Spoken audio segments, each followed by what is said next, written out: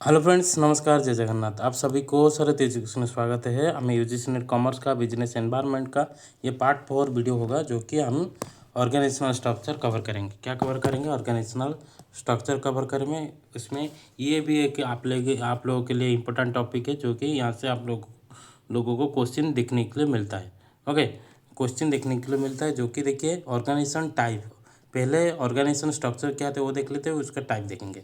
Organisation structure defines how activities such as task coordination task allocation coordination supervision are directed towards achieving business objective. Okay, business objective को achieve करने के लिए एक business कैसे उसका task को allocate करता है, कोऑर्डिनेशन कैसे रखता है, सुपरवाइज कैसे करता है, डायरेक्ट कैसे करता है, वो सब कुछ वो ऑर्गेनाइजेशन स्ट्रक्चर में हमको देखने के लिए मिलता है। Establish hierarchical framework within an organisation. Maximum organisation में आपको क्या देखने को मिलेगा? हियरार्किकल टीम वर्क देखने के लिए मिलेगा, जो कि डिटरमाइन करता है reporting relationship, communication flow and decision making authority. ये सब जो होता है बिजनेस के अंदर, ये सब रिपोर्टिंग हियरार्किकल फ्रेमवर्क जो कि कवर करता है। और उसका इंपॉर्टेंस क्या रहेगा?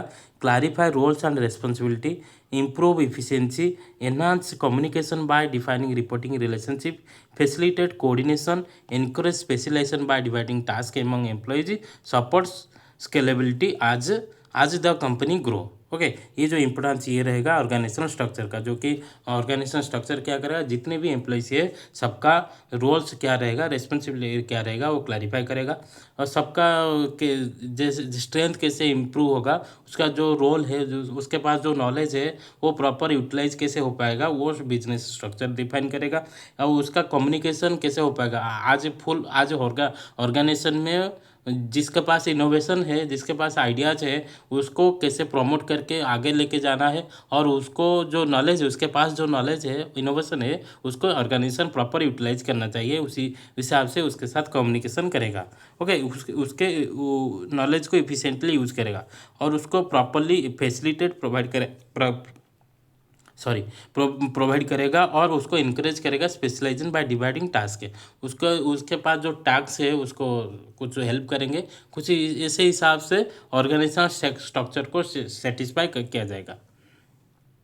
ओके, नेक्स्ट देखिए, हम ऑर्गेनाइजेशन स्ट्रक्चर को डिफाइन करेंगे तो टाइप्स कितने टाइप में वो डिवाइड हम कर सकते हैं। वो एक फंक्शनल स्ट्रक्चर हो सकता है, एक डिविजनल स्ट्रक्चर होता है, एक मैट्रिक्स स्ट्रक्चर हो सकता है, और हियरार्किकल और line structure, flat structure, network and team based structure हम उसमें डिवाइड कर सकते हैं।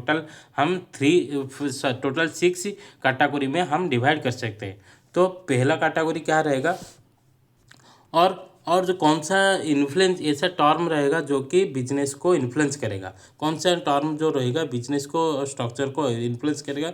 जो कि कंपनी साइज हो सकता है, और बिजनेस स्ट्रैटेजी हो सकता है, टेक्नोलॉजी हो सकता है, मार्केट कंडीशन हो सकता है, रेगुलेटरी एनवायरनमेंट हो सकता है। ये जो पांचों चीज़ है, ये जो पांचों कंपोनेंट्स है, ये क्या करेगा? ऑर्गेनाइजेशन स्ट्रक्चर को कैसे डिफाइन किया जाएगा, वो इन्फ्लुएंस करेगा। ओके, कंपनी साइज क्या होता है? लार्ज होगा या स्मॉल होगा, उसी हिसाब से कंपनी का स्ट्रक्चर क्रिएट किया जाएगा। बिजनेस स्ट्रैटेजी, जैसे कि कैसे वो ग्रोथ कर रहा है, कैसे मार्केट कैप्चर कर रहा है, मार्केट में सेल्स कैसे कर रहा है, प्रोडक्शन कैसे हो रहा है, और प्रोडक्ट कैसे, रॉ मटेरियल्स कैसे प्रोसेस कर रहा है, उसका एडवर्टाइजमेंट प्रोसेस क्या है। ओके, कस्टमर को ओरिएंटेशन कैसा है, वो सब कुछ बिजनेस स्ट्रैटेजी में आता है। तो टेक्नोलॉजी, कौन सा टेक्नोलॉजी यूज करता है, ऑटोमेशन में reduce need of hierarchical structure and market condition, dynamic industries में रिक्वायर्ड फ्लेक्सिबल स्ट्रक्चर्स। ओके, ये क्या हो गया? Okay, dynamic structure, then choosing right organisation structure. How कैसे चूज करेंगे? First, setup and small business, for larger corporation, for project base, for global base. For startup and small business के लिए flat and functional structure best रहेगा, और large और corporation के लिए divisional matrix structure best रहेगा, और project based farm based structure के लिए मिक्स्ड मैट्रिक्स और टीम बेस्ड स्ट्रक्चर बेस्ट रहेगा, और फॉर ग्लोबल कंपनीज के लिए network and divisional structure best रहेगा, और जियोग्राफिकल स्ट्रक्चर भी अच्छा रहेगा। ओके, पहले उसको देखने के लिए हमको जो स्ट्रक्चर है उस सभी को डिस्कशन करना पड़ेगा। फास्ट देखिए, फंक्शनल स्ट्रक्चर। फंक्शनल स्ट्रक्चर मतलब एक जो ऑर्गेनाइजेशन होता है, ऑर्गेनाइजेशन के अंदर बहुत सारा डिपार्टमेंट्स होता है। ओके, बहुत सारा फंक्शनल स्ट्रक्चर होता है, जैसे कि एक फाइनेंस का हो गया, एक मार्केटिंग का हो गया, एक एचआर का हो गया। ओके, एचआर का हो गया, एक सेल्स का हो गया, एक रॉ मेटेरियल परचेज का हो गया। और ऐसे ही ऑपरेशनल भी हो सकता है। ऐसे ही बहुत सारा क्या होता है, डिपार्टमेंट्स हो सकता है। ओके, सभी डिपार्टमेंट को फंक्शन वाइज डिवाइड कर लेंगे। डिवाइड करेंगे उसी हिसाब से उन जिसके पास जो फंक्शन है, जिस एम्प्लॉय के पास जो फंक्शन रिलेटेड आइडियाज़ है, नॉलेज है, और एक्सपीरियंस है, उसी हिसाब से उनको वहाँ पर पोस्टिंग दे देंगे। तो उसको हम बोलेंगे क्या, मीनिंग ऑफ फंक्शनल स्ट्रक्चर बोलेंगे। हाँ, हमको मीनिंग क्या बोला है देखिए, functional structure is an organisational framework where employees are a grouped based on their specialised job. Okay, अभी हम बात कर रहे थे जो कि जितने भी एम्प्लॉयज होंगे उसके पास जितने जो भी नॉलेज है उसी हिसाब से उसको क्या करें, स्पेशलाइज किया जाएगा। और लाइक उसका फंक्शन जो है such as marketing, finance, operation, human resource etcetera, इसी हिसाब से उसको क्या किया जाएगा, पोस्टिंग किया जाएगा। और each function operate independently under department head, और उसका जो डिपार्टमेंट हेड होगा उसी के अंडर वो क्या किया जाएगा, ऑपरेट किया जाएगा। और all departments report to the top management को उसका काम रहेगा क्या, रिपोर्ट करने का। ने मेन कैरेक्टरिस्टिक्स क्या रहेगा, employees with similar expertise work together, chain of command रहेगा, और इफिशिएंसी एंड स्पेशलाइजेशन के ऊपर प्रॉपर फोकस किया जाएगा। Coordination occur between functional and head and top head. Okay, coordination, proper coordination उन दोनों के बीच में रहना चाहिए। नेक्स्ट, स्ट्रक्चर क्या होगा, स्ट्रक्चर क्या रहेगा देखिए, ये टॉप लेवल मैनेजमेंट जो कि सीईओ, मैनेजमेंट डायरेक्टर हो सकता है। और मिडिल लेवल में क्या हो सकता है, फंक्शनल हेड्स जैसे कि मार्केटिंग हो सकता है, फाइनेंस, एचआर, ऐसे ही जो फंक्शनल डिपार्टमेंट्स हो सकता है। और लोअर लेवल में सुपरवाइजर और टीम लीडर्स ये सब हो सकते हैं। ओके, मेजर फंक्शन क्या रहेगा, marketing department, main major functions of departments in the business organisation. Marketing department का फंक्शन क्या है, promote products and services and conduct market research and branding research, develop advertising and sales strategies, ये सब marketing department का काम होगा। और finance department का फंक्शन क्या रहेगा, मैनेजर्स में manage companies funds, budgets and investments, prepare financial reports, compliance documents and handle accounting, taxation, risk management, ये सब फाइनेंस डिपार्टमेंट का काम रहेगा। ये और ऑपरेशन डिपार्टमेंट का काम क्या रहेगा, ensure smooth production and supply chain management, manage quality control and innovation और inventory, quality control and inventory, optimise efficiency and cost effectiveness, ये सब ऑपरेशनल डिपार्टमेंट का काम रहेगा। नेक्स्ट, डिविजनल स्ट्रक्चर, नेक्स्ट आएगा, नेक्स्ट ये रहा human resource department. Okay, human resource department का काम क्या रहेगा, काम रहेगा रिक्रूटमेंट करना, उसका काम रहेगा ट्रेनिंग देना, मैनेजर्स और एम्प्लॉयज को क्या करने का, रिक्रूटमेंट करने का, उनको ट्रेनिंग देने का, उनका सिलेक्शन करने का, ये सब उसका काम रहेगा। Handle employees relation, benefits and payroll, ये सब हैंडल करेगा। Develop companies policy and compliance strategies, ये किसका काम रहेगा, एचआर डिपार्टमेंट का काम रहेगा। और रिसर्च डेवलपमेंट का काम क्या रहेगा, innovates new products and services, conduct feasibility study and testing, enhance existing business and offerings. Okay, आप लोगों को पता चला, सभी फंक्शन वाइज डिवाइड कर देंगे तो उनका जो काम रहेगा उनको वो डिपार्टमेंट ही उसको कंट्रोल करेगा। नहीं, और एडवांटेजेस क्या रहेगा, ये बहुत सारा अच्छा एडवांटेजेस हमको मिलेगा, जैसे कि स्पेशलाइजेशन मिलेगा, इफिशिएंसी मिलेगा, और क्लियर चेन ऑफ कमांड रहेगा। उन दोनों वहाँ पर कोई डिस्टर्बेंस नहीं रहेगा। इम्प्रूव्ड कोऑर्डिनेशन बहुत अच्छा रहेगा। इफेक्टिव कॉस्ट इफेक्टिव भी होगा और स्केलेबिलिटी भी होगा। ओके, प्रॉफिटेबिलिटी भी होगा। ये रहेगा एडवांटेजेस। और डिसएडवांटेजेस, स्लो डिसीजन मेकिंग हो सकता है, और लिमिटेड क्रॉस डिपार्टमेंट हो सकता है, और less flexibility and conflict between departments हो सकता है। ओके, कि ये डिपार्टमेंट कुछ कह रहा होगा, नेक्स्ट और एक डिपार्टमेंट कुछ कह रहा होगा, उन दोनों के बीच में क्या होगा, कॉन्फ्लिक्ट कुछ भी हो सकता है।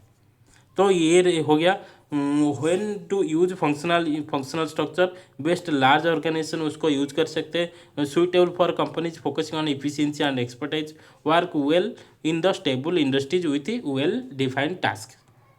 समझ में आ गया फंक्शनल स्ट्रक्चर का काम क्या होता है। नेक्स्ट देखिए डिविजनल स्ट्रक्चर। डिविजनल स्ट्रक्चर का काम क्या रहेगा, मीनिंग उसका मीनिंग क्या है, डिवीजन क्या है। Division structure is organisational framework where company divide into semi autonomous divisions head और products geography location customer segments. जो प्रोडक्ट वाइज उसको डिवीजन किया जाएगा, जियोग्राफिकल वाइज डिवीजन किया जाएगा, कस्टमर वाइज उसको डिवीजन किया जाएगा, उसी हिसाब से वो डिविजनल स्ट्रक्चर में कन्वर्ट होगा। Each division operates like a separate business unit. जितना भी बिजनेस यूनिट होगा सबको आज ए बिजनेस यूनिट वो कवर होगा with its own resources including finance marketing HR and operation but all report corporate headquarter को वो प्रोवाइड किया जाएगा। वो उसका ये क्या बोल रहा है, डिविजनल स्ट्रक्चर क्या बोल रहा है, जितना भी डिवीजन बिजनेस को किया जाएगा वो सेपरेटली ऑपरेट करेगा, वो और किसी और अदर डिवीजन के साथ उसका कोई संपर्क नहीं रहेगा, वो डायरेक्ट हेडक्वार्टर के साथ उसका रिलेशन रहेगा। सभी डिपार्टमेंट का, सभी डिविजनल स्ट्रक्चर का क्या रहेगा, वो उसका फाइनेंशियल डिपार्टमेंट रहेगा, मार्केटिंग डिपार्टमेंट रहेगा, HR डिपार्टमेंट रहेगा, लॉ डिपार्टमेंट रहेगा, ऑपरेशन डिपार्टमेंट रहेगा, सेल्स डिपार्टमेंट रहेगा, सब कुछ उसका अलग रहेगा। ओके उसका की कैरेक्टरिस्टिक क्या है, ईच डिवीजन फंक्शन इंडिपेंडेंटली वो काम कर पाएंगे। Division has their own functional department, खुद का फंक्शनल डिपार्टमेंट होगा, जैसे कि HR का, फाइनेंस का, मार्केट का, ऑपरेशन का, सब कुछ।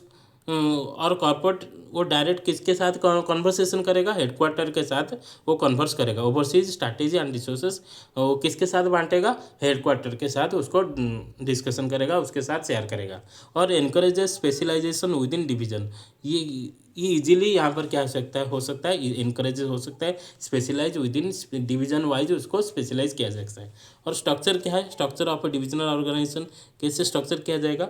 एग्जाम्पल कॉर्पोरेट हेडक्वार्टर्स, जैसे कि टॉप लेवल मैनेजमेंट हो गया, डिविजनल हेडक्वार्टर्स हो गया, जैसे प्रोडक्ट बेस हो सकता है, जियोग्राफी का बेस हो सकता है, कस्टमर बेस हो सकता है, जो कि ये मिडिल लेवल में आएगा, क्योंकि ये किसको रिपोर्ट करेगा, टॉप लेवल को रिपोर्ट करेगा।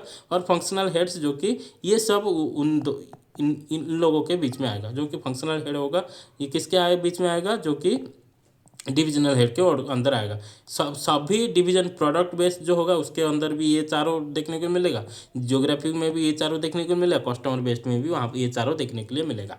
और operational means staff members performing day to day functions. Okay ये हो गया।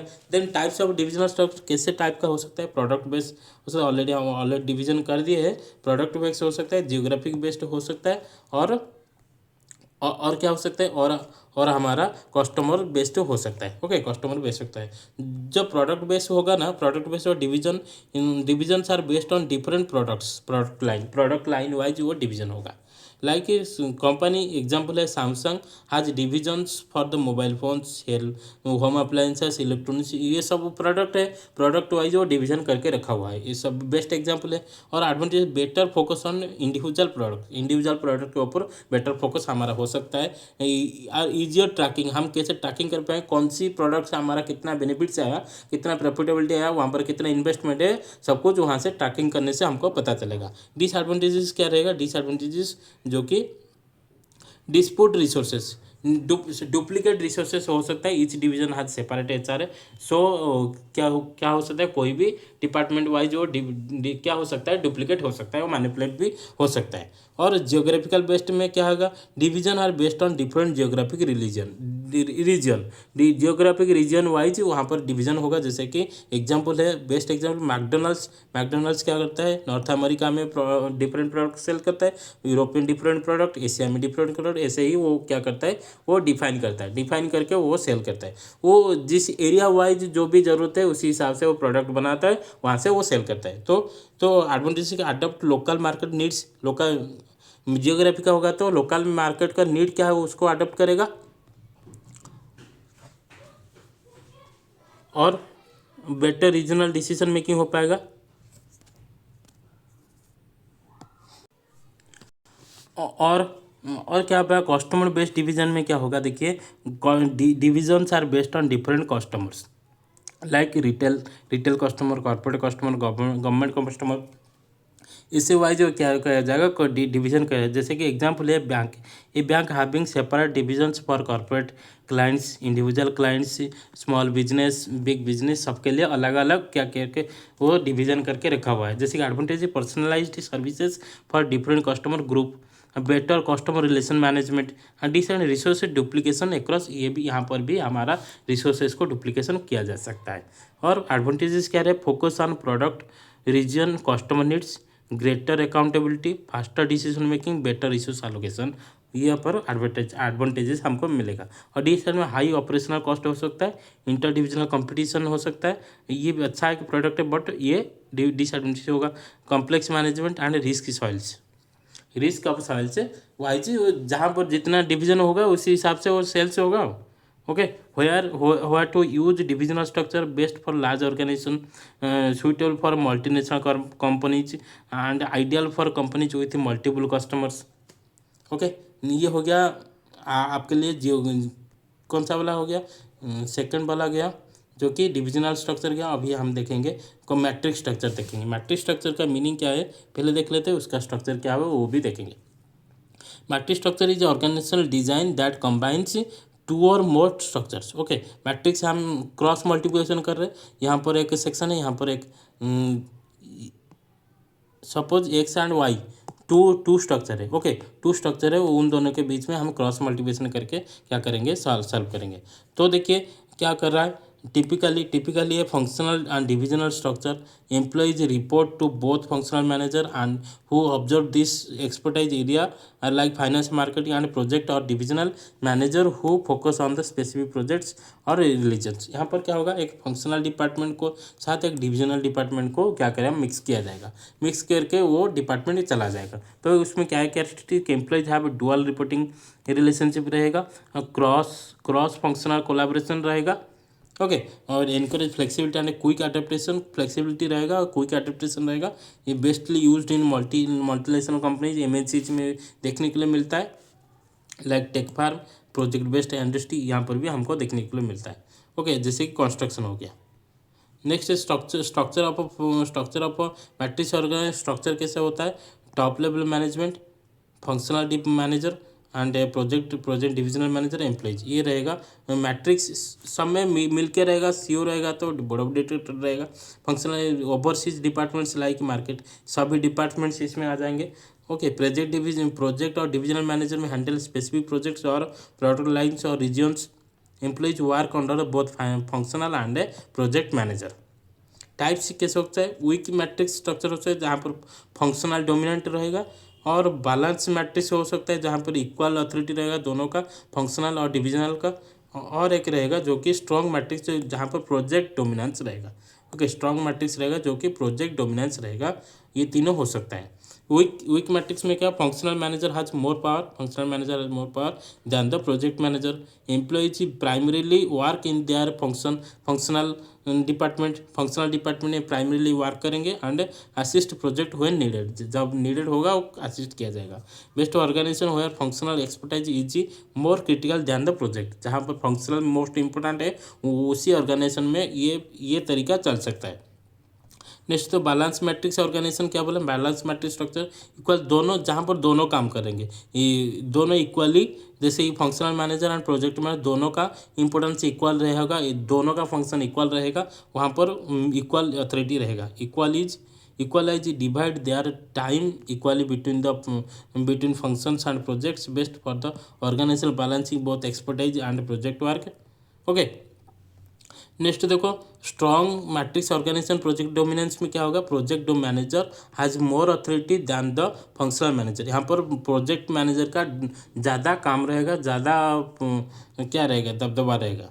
ओके, नेक्स्ट देखो, employees are assigned to project full time return on their department after completion, best for the industry like construction, IT, aerospace and research and development farms. Okay, यहाँ पर construction क्या होता है, project base हो गया ना, जो फंक्शनल सहित तो इतना भी उनका एम्प्लॉइज जितना हो गया इतना काम नहीं रहेगा, वो डायरेक्ट कंस्ट्रक्शन के साइड में उनका काम रहेगा, प्रोजेक्ट में ही काम रहेगा।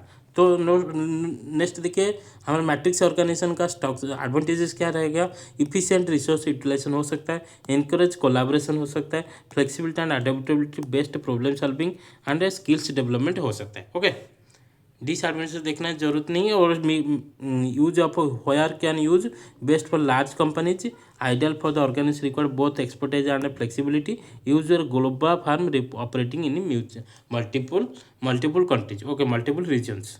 नेक्स्ट देखो हिरार्किकल लाइन स्ट्रक्चर, और हिरार्किकल और लाइन स्ट्रक्चर देखिए, hierarchical structure is also known as line structure, जो कि लाइन वाइज वो काम करता है, is a traditional organization model where authority flow top to bottom, top to bottom जाए, जहाँ पर वो फ्लो होता है, वर्क फ्लो होता है, वो उसको हम लाइन स्ट्रक्चर बोलेंगे। और to a single supervisor and decision making centralize data, और यहाँ पर क्या होगा, डिसीजन जो होगा सेंट्रलाइज डिसीजन लिया जाएगा, कहाँ पर सेंट्रलाइज डिसीजन मेकिंग होगा। और उसमें की फीचर्स क्या रहेगा, देखिए टॉप डाउन चेन कमांड रहेगा, सीईओ मैनेजर एम्प्लॉइज ऐसे ही रहेगा, clearly defined roles and responsibility at each level के वो क्या रहेगा, वो प्रॉपर डिफाइन होकर रहेगा। Specialization with in department. Okay, bureaucratic decision making process, bureaucratic decision making process है, क्योंकि यहाँ पर क्या हो रहा है, सेंट्रलाइजेशन का बात किया जा रहा है। क्योंकि advantage clear authority and responsibility, जो भी एम्प्लॉय है उसके पास कौन सा अथॉरिटी है वो क्लियरली मेंशन होगा, और इम्प्रूव्ड सुपरविजन कंट्रोल होगा, efficient decision making and specialized departments and scalability और प्रॉफिटेबिलिटी भी हो सकता है। ओके, नेक्स्ट देखो ये क्या है, when is hierarchical structure use, कहाँ कब यूज होगा, large organisation like government agencies, MNCs and banks, industries, strict supervision and compliance, यहाँ पर ये यूज होता है। और फ्लैट स्ट्रक्चर देखिए, फ्लैट स्ट्रक्चर मतलब सबको समान दृष्टि में देखा जाएगा। ये flat structure has a few और no middle management level, meaning employees have more autonomy and decision making power then organisation decentralisation. यहाँ पर डिसेंट्रलाइजेशन का मेथड यूज होगा। Communication flow more frequently, communication more frequently यहाँ पर flow हो सकता है। ओके, यहाँ पर ये डिसेंट्रलाइज फ्लैट हो मतलब डिसेंट्रलाइजेशन, लाइन मतलब centralization. Okay, few management layers, यहाँ पर फ्यू मैनेजमेंट लेयर्स रहेगा, डिसेंट्रलाइज डिसीजन मेकिंग रहेगा, सभी डिपार्टमेंट वो अलग अलग डिसीजन लेंगे, फ्लेक्सिबिलिटी और अडेप्टेबिलिटी रहेगा, इनकरेज इनोवेशन रहेगा। और यहाँ पर एडवांटेज फास्ट डिसीजन मेकिंग हो सकता है, बेटर कम्युनिकेशन हो सकता है, cost effective and higher employ motivation और एनकरेज इनोवेशन हो सकता है।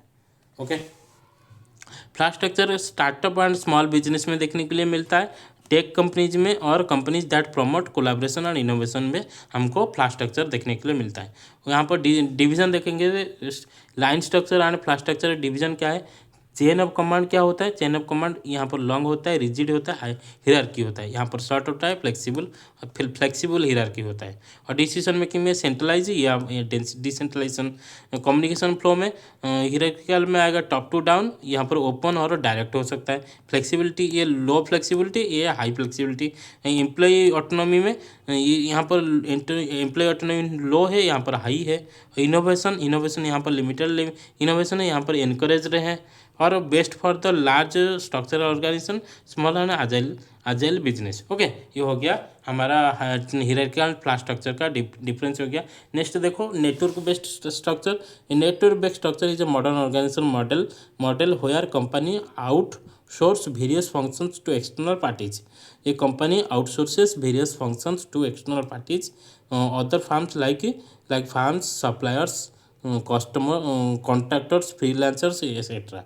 While maintaining core central team for the coordination and control, it relies on strong communication and collaboration between the internal and external entities. Okay, ये जो network का structure है वो इतने देखने के लिए नहीं मिलता है।